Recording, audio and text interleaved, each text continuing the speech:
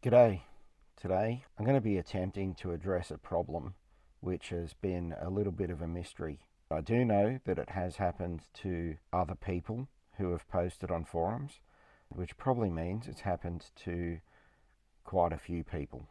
Anyway, the problem I'm talking about is where the left side of the instrument cluster starts to misbehave. And what actually happens is the tachometer stops responding even though the engine is running. The top light there, the orange oil level light, comes on even though the engine has got enough oil in it, and the brake light warning indicator light comes on despite the fact that all of the brake and tail lights are working perfectly fine. So this is a sporadic problem which has happened to me a number of times now, and I guess this is part of the price you pay for continuing to own and operate an older vehicle. The first time this problem manifested was about 6 months ago when I was driving in very severe weather. It was raining cats and dogs. There was tons and tons of rain falling. A couple of days after that big rainfall, the problem first showed up, and the car was operating and driving perfectly fine. It's just that I'd lost any indication of RPM on the tachometer, and those two warning lights that I showed you just now were on with no reason to be on. Immediately when this problem arose, I put it down to being linked to the big rainfall that we had, and I wondered whether some water had got in up somewhere in the engine bay, maybe contaminated a relay box or something like that. A few days later, with the warm weather, the problem went away. The second time the problem happened was after the car had been sitting outside in the rain overnight. When I jumped in the car to drive to work that day, the same problem happened again. Exactly the same. The third time that this happened to me, once again, was after a big rain. This time, there was actually some other symptoms that showed up at the same time. The additional symptoms I had was a scratchy sort of noise coming from the speakers, an interference of noise from an unknown source. Accompanying this was a bit of a smell of dampness in the car. I remember parking my car up and thinking I'll have a little poke around, and what I found is that just down here in the footwell, the mat here and the carpet underneath was extremely wet. And now I started to add up some of the symptoms that I'd seen, and I've come up now with a theory. A little bit about the thought process that has got me to where I am thinking, adding up all of the symptoms. Number one is the consistency of the problem in or after the car has been exposed to wet weather. The second symptom, of course, is the wet carpet in the footwell. The third one, the white noise that's been introduced into the audio system through the speakers. The fourth thing, which I haven't spoken about just yet, which is that after I found all of that water in the car and the smell had started to come out from the carpet, I actually went and had the interior of the car professionally steam cleaned. Of course, with the weather being quite cool, I've brought the car into the garage and opened all of the doors and windows, put a fan blowing across the inside of the car for 2 days until the carpet was completely dry, the seats were completely dry. And interestingly enough, after this effort to ensure that there was no moisture in the car at all, the symptoms disappeared.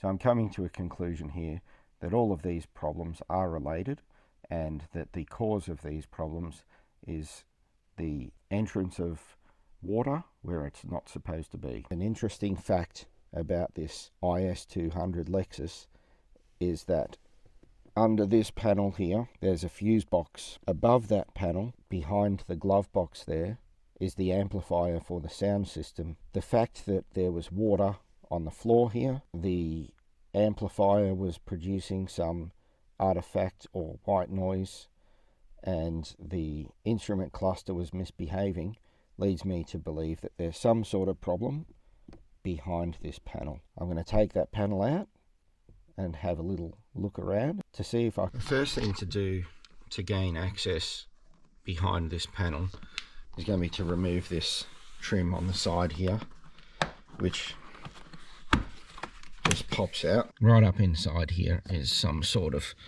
clip or nut, so that actually feels like it unscrews. Yep, it definitely unscrews.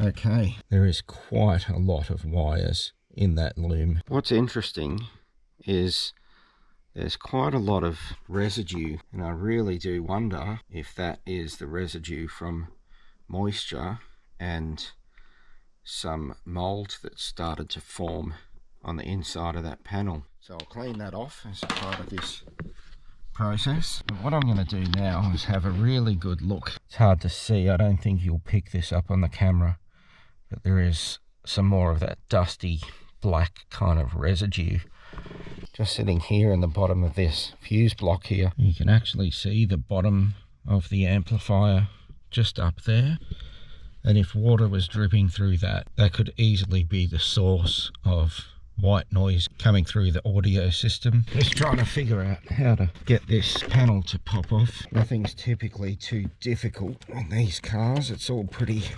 straightforward. I can see, I think it's 4 relays, so I'm going to whip one of them out and see if I can see any signs of moisture, water entry. It's going to be difficult to see on camera, but there is some more of that black residue in the bottom of that.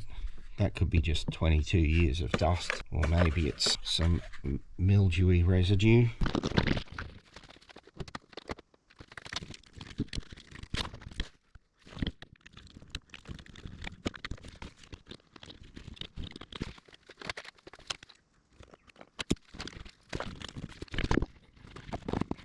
I've popped out all 4 of those relays, and there was no sign of corrosion on any of those terminals.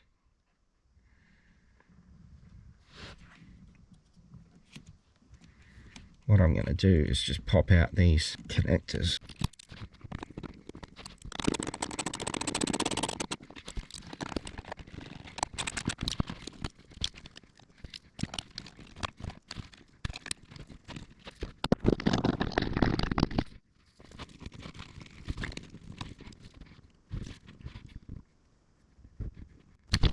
This is very interesting. This connector here is quite a stain left on it. I wonder if this maybe have contributed to the problem. Water's been dripping down onto this connector here, getting in through these little slots, and perhaps interrupting the normal operation.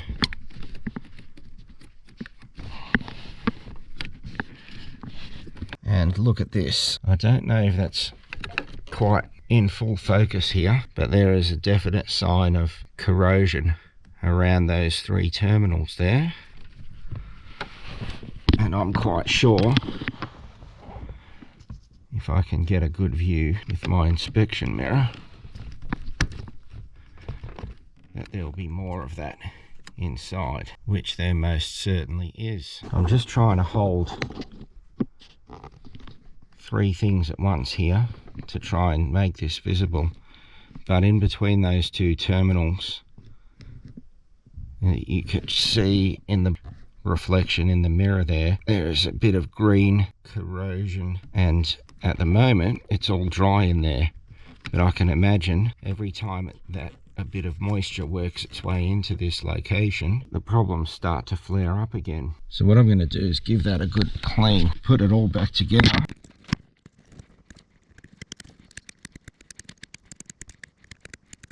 I can actually feel the roughness of the terminal inside this middle pin here, and I did have a bit of a collection of stuff that has fallen out of the hole, but it's fallen off my finger. Now I don't want to put anything conductive in against those terminals. What I'm going to use instead is a stiff piece of cardboard. I'm just going to use that to remove the corrosion in there. It's going to take a bit of time. And what I'm doing is using this thin piece of corrugated cardboard and just poking the sandwich of it over the pins.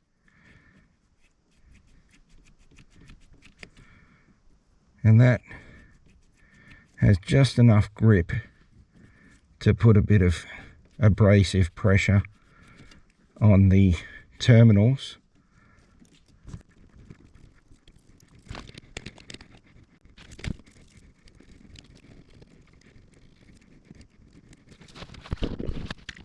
Try and get a view in there. Those terminals are looking much cleaner now. So having got a fair bit of gunk out of the pin side of the terminal and a fair bit more out of the plug side, I'm going to put this back together, and the race is on to see if I can get this all screwed in before my GoPro battery gives out.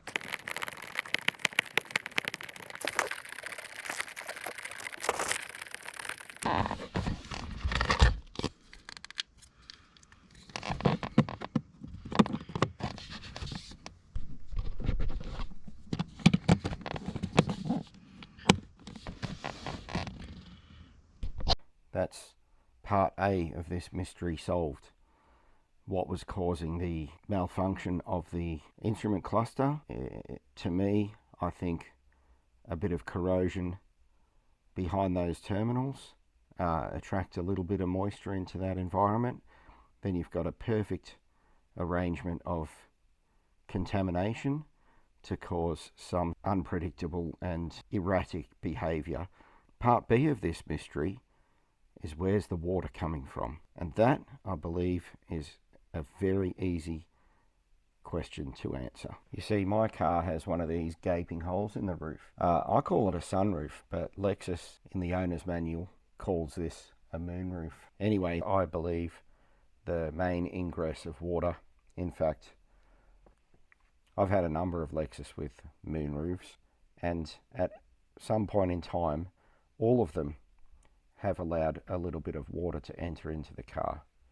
Sometimes the first sign of this is a bit of a damp stain around the top of the A pillar here on the trim. In my LX 570 it was very clear to see.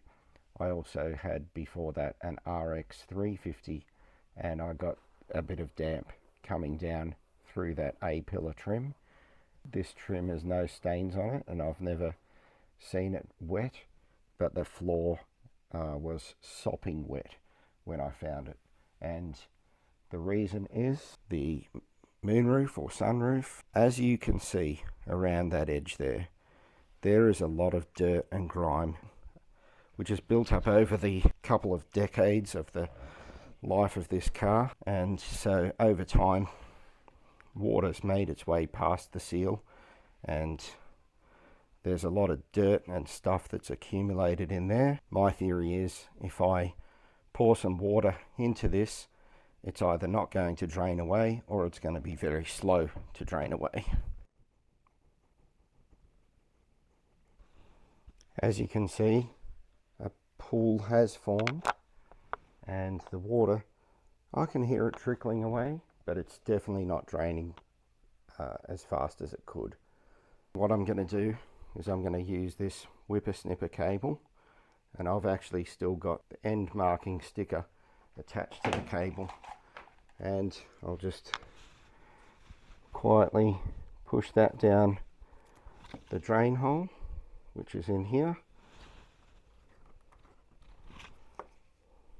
And you can already see, as soon as I prodged that bit of dirt, it's drained away really quickly. Just to prove my point, I'll put a little more in.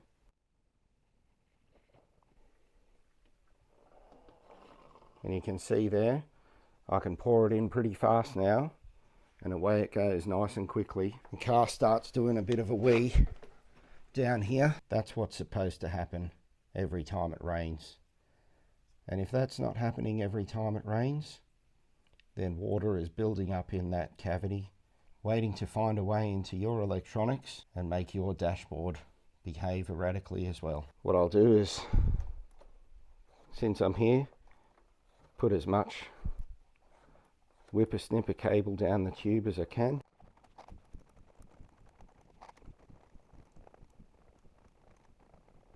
I feel like I've hit a hard stop there, so what I'm going to do is just pull this out. We've got about 500 millimeters, about a meter. You can see on the end of the whippersnipper there some of the dirt that's come through. You can also quite clearly see the drain hole now. The next thing to do, of course, will be to go along the entire cavity here, clean out all of that dirt so that it doesn't reaccumulate. But that's a job I can do off camera. I don't think you all really need to see me doing that to understand how to fix this problem. That's part 2 of my mystery solved. It's taken 22 years for that to become a problem in this car. So hopefully now that I've resolved that, it'll be another 22 years before I have to do any of this again. Anyway, thanks for watching. Bye for now.